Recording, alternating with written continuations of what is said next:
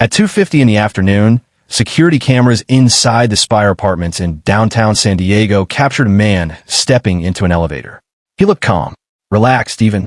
He nodded at another resident, adjusted his hoodie, waited for the doors to close. Less than 1 minute later, 2 people were dead. But what nobody inside that elevator understood, what nobody in that luxury high-rise could have known, was that the murders had already begun days earlier. Not with a gun, with surveillance. From a nearby hotel room, Ali Abulaban had been secretly listening to conversations inside the apartment of his estranged wife. Through a hidden iPad placed beneath a bed. Through an app designed to monitor children. He knew who was inside that apartment before he arrived. And when he finally entered on October 21st, 2021, prosecutors would later argue something chilling. This was not an explosion of emotion. It was the final step of a plan. Because Ali Abulaban did not walk into that apartment wondering what he was going to do. He walked in already recording. Before the headlines, before the TikTok videos were replayed across national news broadcasts, before prosecutors described the case as calculated execution, there was Anna. Anna Marie was born in the Philippines and later moved to Okinawa, Japan, where she eventually met Ali Abulaban while he was stationed there with the United States Air Force. Friends described her as warm, loyal, and deeply devoted to the people she loved. She was the kind of person who remembered birthdays. The kind of person who answered late-night calls. Quiet but observant. Careful with trust. When she met Ali in 2014, he was charismatic and ambitious. Funny. Energetic. The kind of personality that filled a room quickly. They married young. Soon after, they had a daughter. And for a while, their life looked stable from the outside. Military family. Young parents. Plans for the future. Then they moved to San Diego. And somewhere after that move, the performance began. By 2019, Ali Abulaban had built a massive audience online under the TikTok name Gene Kid. His videos exploded in popularity because he committed completely to every character he played. Scarface impressions, video game recreations, loud, aggressive comedy sketches that blurred the line between humor and confrontation. People watched because he felt unpredictable. By the time his following approached 1 million users, Ali had become internet famous. Not Hollywood famous, but recognizable enough that strangers knew his face. Anna appeared in many of those videos. Together, they looked successful. Attractive couple. High-rise apartment. Growing platform. Young family building a modern online life.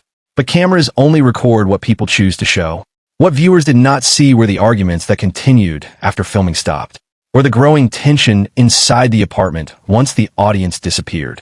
Friends later described Anna as someone who slowly withdrew from conversations about her marriage. At first, she minimized problems. Then she managed them. That distinction matters. People often imagine abusive relationships beginning with fear, but many begin with adaptation.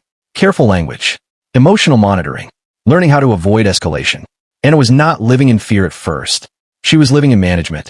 By 2021, that management was collapsing. She had started talking about leaving him. And according to prosecutors, Ali was beginning to realize he was losing control. What investigators eventually discovered is that the homicide investigation actually began weeks before the murders happened. Because before Ali Abulaban picked up a gun, he had already started spying. September 8th, 2021.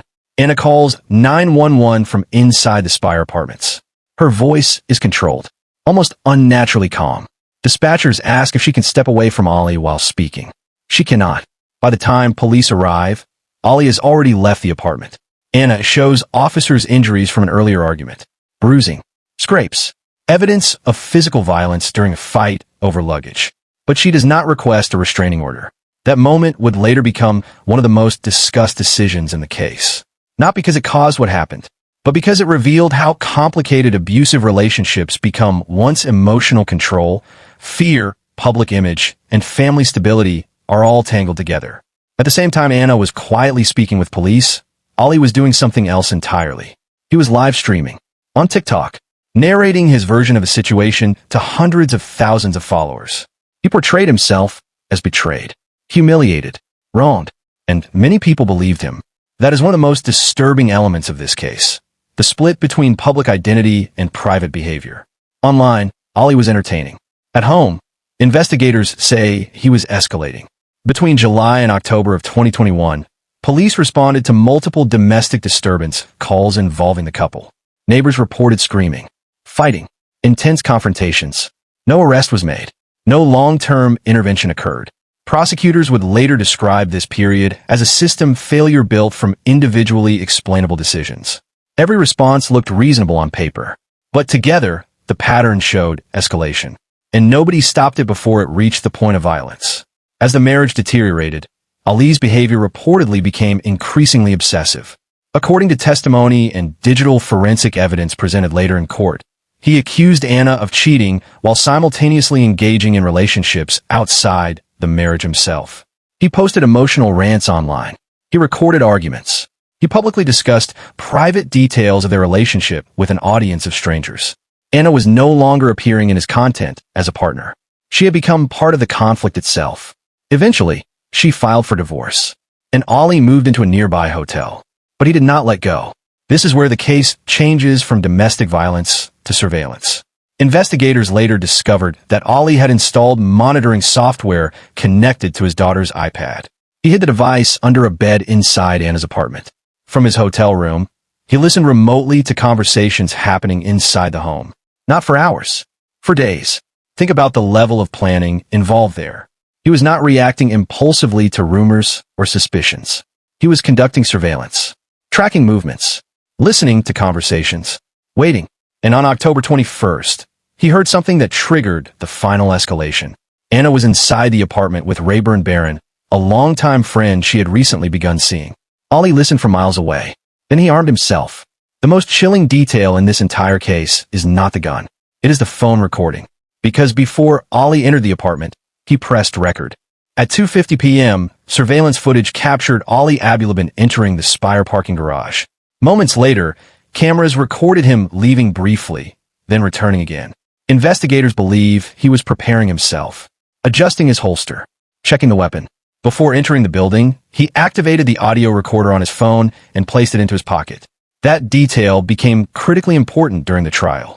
Prosecutors argued that recording the encounter demonstrated awareness, preparation, and intent. This was not uncontrollable rage. This was documentation. Inside the elevator, Ali appeared calm. Security footage showed him casually interacting with neighbors. No panic. No visible emotional collapse. He used a copied key card to access the building and entered the apartment using a key Anna reportedly did not know he still possessed. He moved directly toward the apartment. No hesitation. No confusion. What happened next unfolded in seconds. Rayburn Barron was shot multiple times. Anna Abulaban was shot and killed. Both died inside the apartment. After the shooting, Ali photographed the scene. Investigators later testified that he sent images to family members and contacted relatives shortly afterward. Then he left the building. He rode the elevator back down, walked through the lobby, exited the property, and approximately 20 minutes later called 911 claiming he had discovered the victims. But by then, investigators already had something far more powerful than his version of events.